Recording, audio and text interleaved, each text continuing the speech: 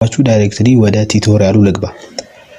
ደቂቀ እስጢፋኖስ ወይም ደግሞ እስጢፋኖስ ሳይትስ የሚለው ኮንሰፕት ምንድነው የሚለውን ከማየታችን በፊት ለምሳሌ በዚህ በኩል የተጻፈው ደቂቀ እስጢፋኖስ የሚለው የግዕዝ ቃል ነው። በዚህ ደግሞ እስጢፋኖስ ሳይትስ የሚለው የእንግሊዘኛ ቃል ነው። ግን በአጭሩ ሐሳቡ ምንድነው? ደቂቀ እስጢፋኖስ ማለት ለምሳሌ እስጢፋኖስ የሚለውን ወርድ በአበበን ተካውና ደቂቀ አበበ ከተባለ የአበበ ልጆች ሊሆን ይችላል ወይም ደግሞ የአበበ እግር ተተኪዎች እርሱ በጀመረው ነገር ወይም ደግሞ እሱ መጀመሪያ የሆነ ሙቭመንትን ቢያስነሳ የሱ ሙቭመንት የሚከተሉ ደቂቆቹ ህፃኖቹ ተብለው ይጠራሉ ማለት ነው። ስለዚህ ዳይሬክትሊ ሚኒንጉ ምንድነው? ደቂቀ እስጢፋኖስ ማለት ከእስጢፋኖስ በኋላ የተነሱ የሱን ሐሳብ የሚከተሉ የሱ ተከታዮች ወይም ደግሞ የእርሱ እግር ተተኪዎች የሚለውን ትርጉም ይይዛል ማለት ነው።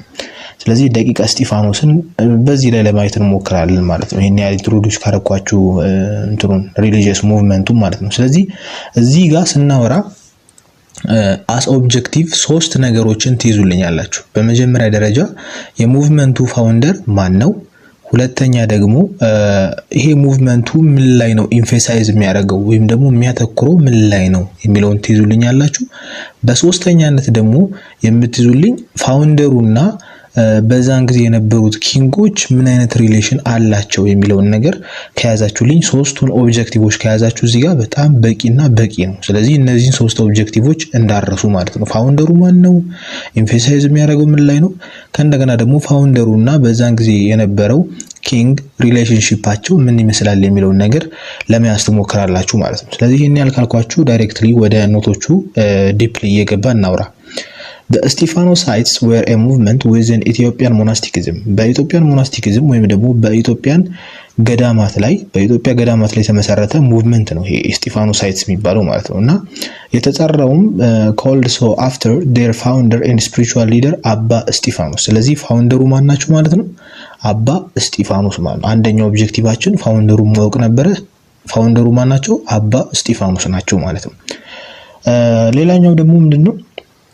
The movement rose to prominence in the 15th century and continued until 16th century. ይሄ ሙቭመንቱ የተነሳው ወይም ደግሞ ራይዝ ማድረግ የጀመረው በ15ኛው ሴንቸሪ ነው። በ15ኛው ክፍለ ዘመን ላይ ነው እንግዲህ ሙቭመንቱ ራይዝ ማድረግ የጀመረው፣ ግን ደግሞ እስከ 16ኛው ሴንቸሪ ድረስ የቀጠለ ሙቭመንት ነበረ ማለት ነው። በ15ኛው ተነስቶ 15ኛው ላይ ብቻ ያለቀ አይደለም፣ እስከ 16ኛው ሴንቸሪ ድረስ የቀጠለ ነበር ማለት ነው። ሌላኛው the head of the movement ማናቸው ወይም ፋውንደሩ ማናቸው? አባ እስጢፋኖስ ናቸው። ስለዚህ አባ እስጢፋኖስ የት ነው የተወለዱት? እዚህ ጋር በቦልድ የጻፍኩላችሁ ላይ which is አጌም በምትባል ቦታ ላይ ነበር የተወለዱት ማለት ነው። ስለዚህ በ14ኛው ሴንቸሪ ማለቂያ አካባቢ አጌም በምትባል ቦታ ላይ አባ እስጢፋኖስ የተወለዱት ማለት ነው። ስለዚህ ይህን ነገር መርሳት የለባችሁም ማለት ነው። ሌላኛው he established አባ እስጢፋኖስ ነው እዚህ ጋር he የሚለው አባ እስጢፋኖስ established a rigid monastic organization rigid የሆነ monastic organization መስርቶ ነበር። አሁን ለምሳሌ እንደ አንድ ኦርጋናይዜሽን አሁን እዚህ ጋር ከሪጂድ ኦርጋናይዜሽን ለምን አለው ብትሉት ምን ማለት ነው? ለምሳሌ ዓለማዊ ላይ የሆነ ኦርጋናይዜሽን አለ ብለን እናስብ፣ የሆነ መስሪያ ቤት አለ ብለን እናስብ እና ያ መስሪያ ቤቱ አሁን እንደ ሁሉም መስሪያ ቤቶች የሚታይ የሆነ ኢቲክስ አለ። የመስሪያ ቤት የኦርጋናይዜሽን ኢቲክስ አለ አይደል? ምንድነው የኦርጋናይዜሽን ኢቲክስ? ለምሳሌ ፓንክቹዋሊቲ አንደኛው ኢቲክስ ሊሆን ይችላል፣ ሰዓትን ማክበር ማለት ነው። እንደሱ ሁሉ ሪጂድ የሆነ የሞናስቲክ ኦርጋናይዜሽን አለ። ሪጂድ የሆነ በሞናስቲኪዝም ወይም ደግሞ በመንኩስና ህይወት ላይ ስንኖር ግዴታ የሚያስፈልገን በመንኩስና ህይወታችን ላይ በመኖራችን ብቻ እንደሱ ሁሉ ያለው ስርዓት አለ ማለት ነው። ላይክ እዛ ጋር ዓለማዊ ላይ ሰዓት ማክበር እንዳለብን ሁሉ እዚህኛውም ጋር ደግሞ ፈጣሪ ማክበር ሊሆን ይችላል ማለት ነው። ስለዚህ ብቻ የተለያዩ ኳሊቲዎች አሉት። ስለዚህ ነው ሪጂድ ሞናስቲክ ኦርጋናይዜሽን ስታብሊሽድ ያረጉ እያለ የሚነግረን ማለት ነው። እና ምንድነው ሐሳባቸው? ሶስት ነገሮች ላይ ያተኩራል። ኢንፌሳይዝ ያደርጋል። ሁለተኛው ኦብጀክቲቫችን ላይ ገባን ማለት ነው። ኢንፌሳይዝ የሚያደርጉት ሶስት ነገሮች ላይ ነው። የመጀመሪያው ፖቨሪቲ ላይ ነው። ፖቨሪቲ ሲባል እንዴት ነው? አንድ ሰው መነኮሰ ማለት ሞተ ማለት ነው። ስለዚህ ኦሬዲ ብር ምንም አያስፈልገውም። ስለዚህ ፖቨሪቲ የሚሉት ይሄንን ነው። ድህነት ሲባል ግን የሚበላውን ማጣት አለበት መሞት አለበት ማለት አይደለም። ግን ደግሞ ምንድነው ለአንድ ገዳማዊ ሰው ብር ምንም ሊያደርግለት አይችልም ማለት ነው። ማለት ምግቡን ለመብላት ምናምን ሊሆን ይችላል።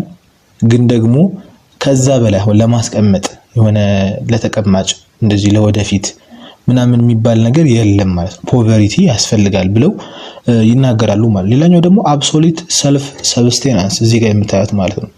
ሰልፍ ሰብስቴናንስ ምን ለማለት ተፈልጎ ነው? ራስን ከመቆጠብ አንፃር ነው።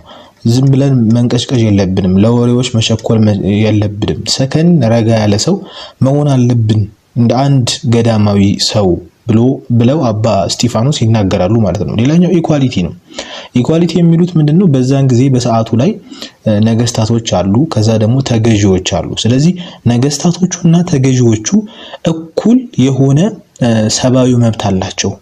ሁሉም ዞሮ ዞሮ በፈጣሪ ስለተፈጠሩ ሁሉም እኩል ናቸው የሚልም ሐሳብ አለው ይሄ ነገር ማለት ነው። ስለዚህ ሶስት ነገሮችን ታዩልኛላችሁ። መጀመሪያ ምንድነው? ፖቨሪቲ፣ ሁለተኛው አብሶሉት ሰልፍ ሰብስቴናንስ፣ ሶስተኛው ኢኳሊቲ የሚለውን ኮንሰፕት ላይ ኤምፋሳይዝ ያደርጋሉ ማለት ነው። ግን ደግሞ የሱ ኦፖነንቶች ወይም ደግሞ አድቨርሳሪስ እዚህ ጋር ሂዝ አድቨርሳሪስ ይላል።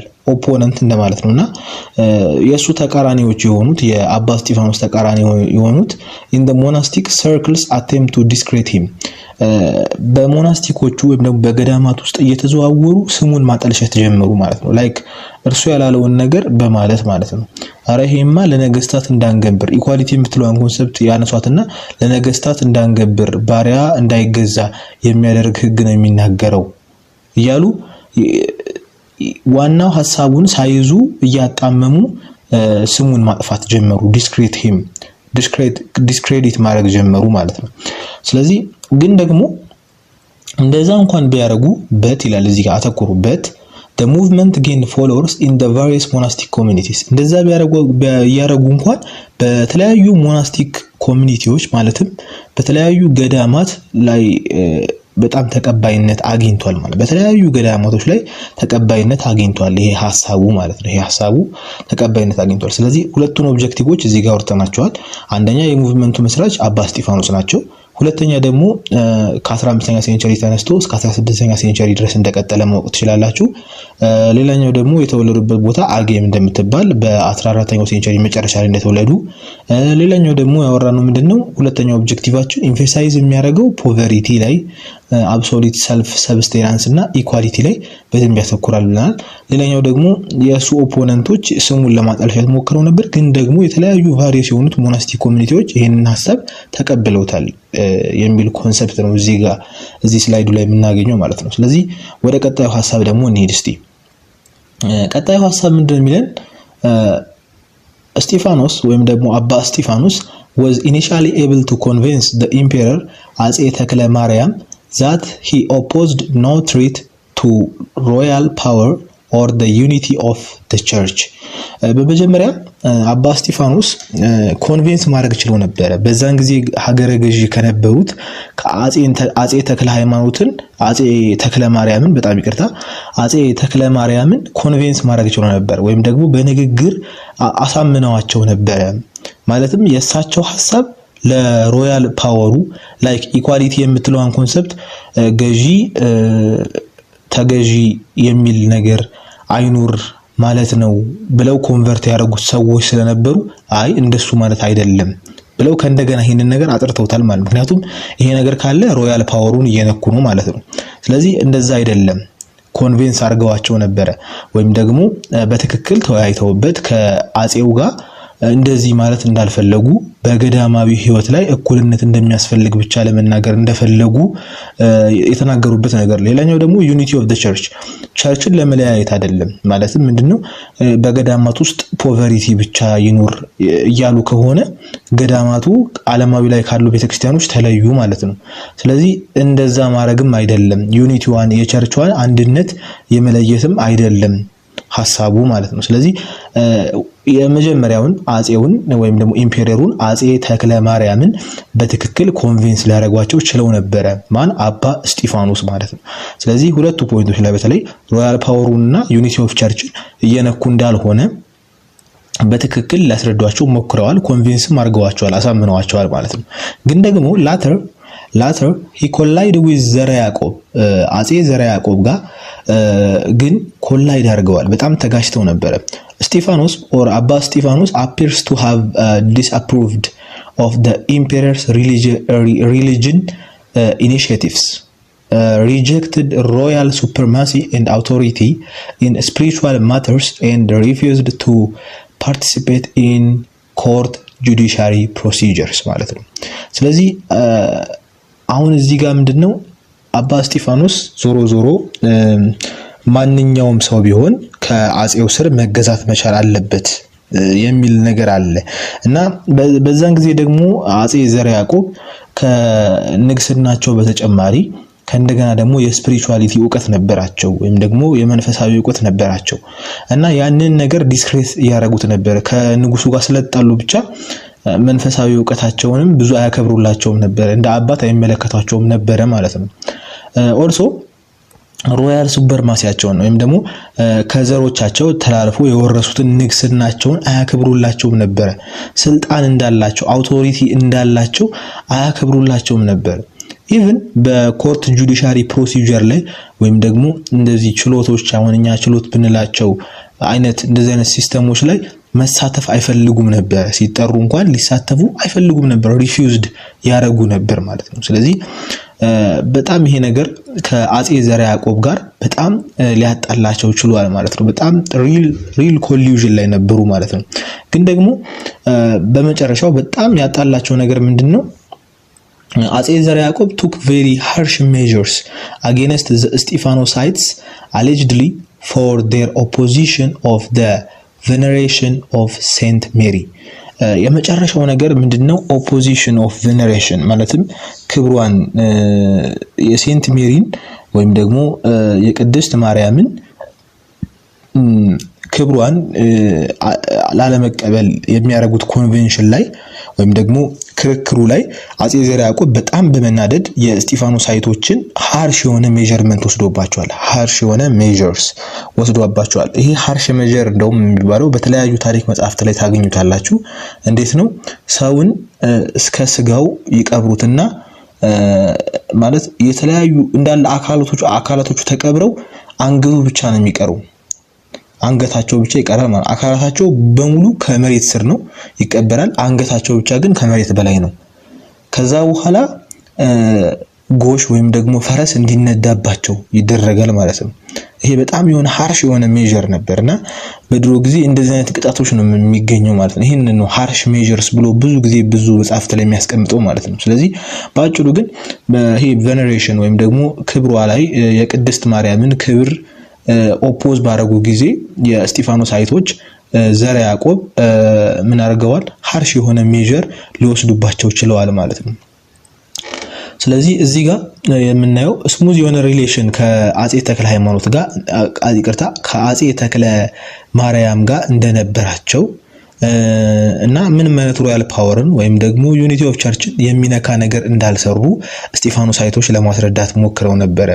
ላተርሊ ግን ከዘረ ያዕቆብ ጋር ግን ከአጼው ጋር በጣም ኮላይድ እያደረጉ ነበር። ለምን ቢባል በተለያዩ ምክንያቶች፣ መጀመሪያ አጼ ዘረ ያዕቆብ ከንግስናቸው በተጨማሪ ስፒሪቹዋል ሰው ናቸው ብያቸዋለሁ። ስለዚህ እንደ አንድ ስፒሪቹዋል ሰው አያያቸውም ነበር፣ አያከብሯቸውም ነበር። ሪሊጅን የሆነው ኢኒሺዬቲቫቸውን ሽልማቶቻቸውን አይቀበሉም ነበር።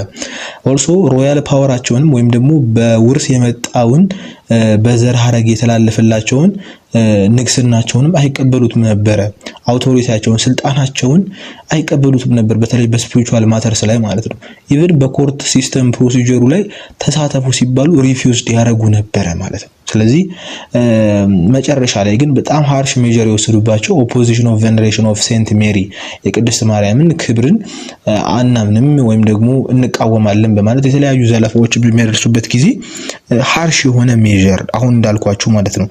ሰውነታቸው እንዳለ ተቀብሮ አንገታቸው ብቻ ቀርቶ ከዛ ፈረስ ወይም ደግሞ ጎሽ እንዲነዳባቸው ያደርጉ ነበር ማለት ነው። እና የመጨረሻው the last king ምናወራው እዚህ ጋር ኪንግ ናኦድ ነው። ኪንግ ናኦድ appears to have been more favorable inclined towards the Stephanosites and to have been instrumental in their reintegration into the Ethiopian Orthodox Church during the period of Metropolitan Abun Yishaq. እና ኪንግ ናኦድ እዚህ ጋር ባጭሩ እንደምትረዱት ሞር ፌቨራብል ነበር ወይም ደግሞ የስጢፋኖሳይት ሐሳባቸውን በደንብ ይቀበል ነበር። ምንም አይነት ፕሮብሌም አልነበራቸውም በተለይ ከስጢፋኖሳይቶች ጋር ማለት ነው። ስለዚህ ይሄ ደግሞ እንደ አንድ ኢንስትሩመንት ነው ወይም ደግሞ እንደ አንድ ይሄንን ነገር ቡስት ከማድረግ አንፃር በተለይ ይሄ ስጢፋኖሳይቶች ከኢትዮጵያ ኦርቶዶክስ ቸርቾች ተወግዘው ተለይተው ነበርና ከእንደገና ሪኢንተግሬት እንዲያደርጉ ወይም ደግሞ ከእንደገና እንዲመጡ በአንድነት አብረው እንዲሆኑ ያደረገ ኪንግ ነበረ፣ ንጉስ ነበረ። ማን? ኪንግ ናኦድ ማለት ነው። ይሄ ነገር ደግሞ በሜትሮፖሊታን በአቡኑ which is በአቡነ ይስሐቅ ጊዜ የሆነ ነው ማለት ነው። በአቡነ ይስሐቅ ጊዜ የሆነ ነው ማለት ነው። ስለዚህ ይሄ ነገር እንግዲህ ኪንግ ናኦድ ላይ ጥሩ ሪሌሽንሺፕ እንዳላቸው ማየት እንችላለን። ይሄም ደግሞ ከእንደገና ሪኢንተግሬት እንዲያደርጉ ከኢትዮጵያ ኦርቶዶክስ ቸርች ጋር እንዳደረጋቸው ይሄ ፔሪዱ ደግሞ ሜትሮፖሊታን አቡነ ይስሐቅ የነበሩበት ፔሪድ እንደሆነ መርሳት የለባችሁም ማለት ነው። ስለዚህ እዚህ ጋር ሶስተኛው ኦብጀክቲቭ ያልቃል ማለት ነው። ምንድነው ሐሳቡ? ከአጼ ተክለ ማርያም ጋር ምን አይነት ሪሌሽን ነበራቸው? ከአጼ ዘርዓ ያዕቆብ ጋር ምን አይነት ሪሌሽን ነበራቸው? ከኪንግ ናኦድ ጋር ምን አይነት ሪሌሽን ነበራቸው የሚለውን ዲፕሊ እዚህ ጋር እንድታዩት እፈልጋለሁ ማለት ነው። ሌላኛው የመጨረሻው ስላይድ እዚህ ጋር ለዛሬው በፓርት 3 ላይ የምናየው which is religious reforms of Emperor ዘርዓ ያዕቆብ ነው። ሪሊጂየስ ሪፎርሞች አሉ ኢምፔረር ዘርዓ ያዕቆብ ወይም ደግሞ ንጉሱ ያመጣቸው የተለያዩ ሪሊጂየስ ሪፎርሞች አሉ። እነሱን ለማየት እንሞክራለን ማለት ነው። ስለዚህ ኢምፔረር ዘርዓ ያዕቆብ took several measures to stabilize and consolidate the Orthodox Church. ስቴቢላይዝ ለማድረግ ወይም ደግሞ ለማረጋጋትና ከዛም ደግሞ ኮንሶሊዴት ለማድረግ ወይም ደግሞ ለማጠንከር በጣም የተለያዩ ሜጀርሶችን አጼ ዘርዓ ያዕቆብ ሰርተዋል ማለት ነው። የተለያዩ ስራዎችን ሰርተዋል። አንደኛ በማረጋጋት ምክንያቱም የተለያዩ ሙቭመንቶች እየተከሰቱ ነበር። እነርሱ አንደኛ በማረጋጋት ካረጋጉም በኋላ ደግሞ ወደ አንድ ላይ በማምጣት ለማጠንከር ኮንሶሊዴት በማድረግ በጣም ትልቅ ስራ ሰርተዋል። በተለይ በኢትዮጵያ ኦርቶዶክስ ቸርች ላይ አጼ ዘርዓ ያዕቆብ ብዙ ጥቅም አላቸው፣ በጣም ብዙ ጥቅም አላቸው ማለት ነው። ከነሱ መካከል አሁን ያረጓቸው ሪፎርሞች እንመለከታለን ማለት ነው። የመጀመሪያው first he made peace with the house of Eustathios by reviving Sabbath in the Ethiopian church. የመጀመሪያው ምንድነው? ከኤዎስታቴዎሶች ጋር ነው። እንግዲህ ኤዎስታቴዎስ ዋናው ሐሳባቸው ሳባዝ ላይ ነበር ወይም ደግሞ የሰንበት አከባበር ላይ ነበር። ሰንበት መሆን ያለበት እንግዲህ በብሉይ ኪዳን ባለው ቅዳሜ ነው ወይስ ደግሞ እሁድ ነው የሚል ነበር እንግዲህ ግጭቱ አይደለ? አሁን ሐዲስ ኪዳን ገብተናል። ስለዚህ እሁድ ይሁን አይደለም፣ አንዳንዶቹ ደግሞ ቅዳሜ ይሁን የሚል ግጭት ነበር የነበረው ማለት ነው። ስለዚህ ሪቫይቪንግ ኦፍ ሳባዝ ላይ በጣም ግጭት ነበረ ከኤዎስታቴዎስ ሙቭመንቶች ላይ ማለት ነው። ከኤዎስታቴዎስ ጋር በጣም ይጋጩ ነበር በዘመኑ የነበሩት ሊቃውንት ማለት ነው። ስለዚህ ይሄንን ለመቅረፍ አጼ ዘርዓ ያዕቆብ ምንድነው ያሉት? ሁለቱም ቀን እንደ ሰንበት ይከበሩ። የመጀመሪያዋ የብሉይ ኪዳን ሰንበት ትባል፣ ቀዳሚት ሰንበት ትባል። የሁለተኛው ደግሞ አሁን የሐዲስ ኪዳኗ ሰንበት ትባል፣ እሁድ ማለት ነው ትባል ተብሎ ይሄንን ነገር ሶልቭ ለማድረግ ሁለቱም ልክ ነው የሚል ነገር ማለት ነው። ሁለቱም እንደ ሰንበት ነው የሚወሰዱት ማለት ነው። ስለዚህ ሁለቱም ነገር እንዲሆኑ ሆኗል ማለት ነው። ስለዚህ በዚህ ምክንያት ኤዎስታቴዎስያን agreed to receive holy orders from Ethiopian prelates ማለት ነው። ስለዚህ የኤዎስታቴዎስ ሙቭመንትን የሚከተሉ ሰዎች ይህንን ነገር ተቀብለውት ወደ ድርድር መጥተው ከእንደገና ደግሞ ሪኢንተግሬት ያደረጉበት ወደ ኢትዮጵያ ኦርቶዶክስ ቸርች አለ ማለት ነው። ስለዚህ ይሄንን ያደረጉት ግን አጼው ናቸው ማለት ነው። በሪቫይቪንግ ሳባዝ ላይ የሚነሳውን ጥያቄ ችግር የለውም ቅዳሜም እሁድም መሆን ይችላል በሚለው መልስ እንግዲህ ሊያስታርቁት ሞክረዋል ማለት ነው። ሌላኛው beside this he ያለው እዚህ ጋር ኪንጉን ነው ኪንግ ዘርዓ ያዕቆብን ማለት ነው ኢምፔረር ዘርዓ ያዕቆብን he ordered the people to observe fasting on Wednesday and Fridays and get further confessor ምንድነው ሐሳቡ? ይሄ ብቻ አይደለም። በተጨማሪም በዚህ ጊዜ ጾምን በተለይ ሮብና አርብን መጾምን ኦልሶ ደግሞ የንስሐ አባት መያዝን የነፍስ አባትን መያዝን ፋዘር ኮንፌሰር ማለት የነፍስ አባት እንደማለት ነውና ወይም የንስሐ አባት ከመያዝ አንፃር ኦልሶ ህግ አወጥተው ነበር ማለት ነውና አንድ በኢትዮጵያ ኦርቶዶክስ ቸርች ስር ያለ ሰው ግዴታ የነፍስ አባት መያዝ መቻል አለበት፣ ሮብና አርብ መጾም መቻል አለበት የሚልም ኦርደር እንደ አንድ ኦርደር ኪንጉ አስተላልፈው ነበር። ሌላኛው ከሪፎርማቸው አንደኛው የሚመደበው the king encouraged the establishment of a library in every church. This was followed by revival of religious lecture. ምንድነው በሁሉም አብያተ ክርስቲያናቶች ውስጥ ላይብረሪ እንዲከፈት በሁሉም ቤተክርስቲያኖች ውስጥ ማለት ነው በእያንዳንዱ ቤተክርስቲያን ውስጥ ላይብረሪ እንዲከፈት አድርገው ነበር። ይሄ ደግሞ ምንድነው የሪሊጂየስ ሌክቸሮች ወይም ደግሞ በሪሊጂየስ ላይ ያሉ ቡኮች እንዲስፋፉ በጣም ሰፋ ያለ ቡክ እንዲኖር አንባቢውም እንዲበዛ በደንብ አድርጎታል ማለት ነው። ከዚህም በተጨማሪ the king wrote some books like መጽሐፈ ብርሃን፣ መጽሐፈ ምዕላድ፣ መጽሐፈ ስላሴ፣ መጽሐፈ ተአቅቦ ምስጢር እንደዚህ አይነት መጽሐፎችን ጽፈዋል። አራቱን በተለይ መያዝ መቻል አለባችሁ። መጽሐፈ ብርሃን፣ መጽሐፈ ምዕላድ፣ መጽሐፈ ስላሴ፣ መጽሐፈ ተአቅቦ ምስጢር የሚሉትን መጽሐፎች ጽፈዋል ማለት ነው። in addition during his region some parts of ተአምረ ማርያም were translated from Arabic to ግዕዝ። ተአምረ ማርያም እንግዲህ በኢትዮጵያ ኦርቶዶክስ ቸርች ውስጥ የሚነገረው ተአምረ ማርያም አሁንም ከአረቢክ ወደ ግዕዝ ኮንቨርት የሆነበት ጊዜ ነበረ ማለት ነው። በኪንጉ ጊዜ ኮንቨርት ሆኗል፣ ከአረቢክ ወደ ግዕዝ ኮንቨርት ሆኗል ይላል እንግዲህ ሞጁላችሁ ማለት ነው። ስለዚህ በአጭሩ እዚህ ጋር የተለያዩ ሪፎርሞች አሉት። ዋነኛው ሐሳቡ ግን ስቴቢላይዝ እና ኮንሶሊዴት አድርጓል የኦርቶዶክስ ቸርችን የኢትዮጵያን ኦርቶዶክስ ቸርቾችን which is ስቴቢላይዝ በማድረግ እንደገና ኮንሶሊዴት ጠንከርም አድርጓል ማለት ነው። ስለዚህ የመጀመሪያው የኤዎስታቴዎስ ሙቭመንትን ሪቫይቪንግ ሳባዝ የሚለውን ኮንሰፕት ምን በማድረግ ሁለቱም ሊሆኑ ይችላሉ። ቀዳሚት ሰንበትም ከዛ በኋላ ዳህራዊ ሰንበት የምትባለዋን ቀዳሚና which is ቅዳሜና እሁድን ሁለቱንም መቀበል ይቻላል በማለት ሊያስማሙት ይችላል። ከዛም በተጨማሪ ደግሞ አንድ በኢትዮጵያ ኦርቶዶክስ ቸርች ውስጥ የሚገኝ ሰው ሮብና አርብን መጾም መቻል አለበት እና የንስሐ አባትም ወይም ደግሞ የነፍስ አባትም ሊኖረው ይገባል የሚል ነገር አንስተዋል ማለት ነው። ሁለተኛው ላይ ደግሞ ያነሳነው ምንድነው ላይብረሪዎች በእያንዳንዱ ቸርች እንዲከፈት። ይሄ ደግሞ ላይብረሪ መከፈቱ ደግሞ ለሪሊጂየስ ሌክቸሮች በጣም እንዲስፋፉ አድርጎታል ማለት የተለያዩ መጽሐፎች በሪሊጂን ላይ እንዲጻፉ አንባቢም ደግሞ እንዲበዛ አድርጎታል ማለት ነው። ሌላኛው ኪንጉ የተለያዩ መጽሐፎችን ጽፏል። ለምሳሌ መጽሐፈ ብርሃን፣ መጽሐፈ ምዕላድ፣ መጽሐፈ ስላሴ፣ መጽሐፈ ተአቅቦ ምስጢር የሚሉትን አራቱ መጽሐፎች መያዝ አለባችሁ ብለናል።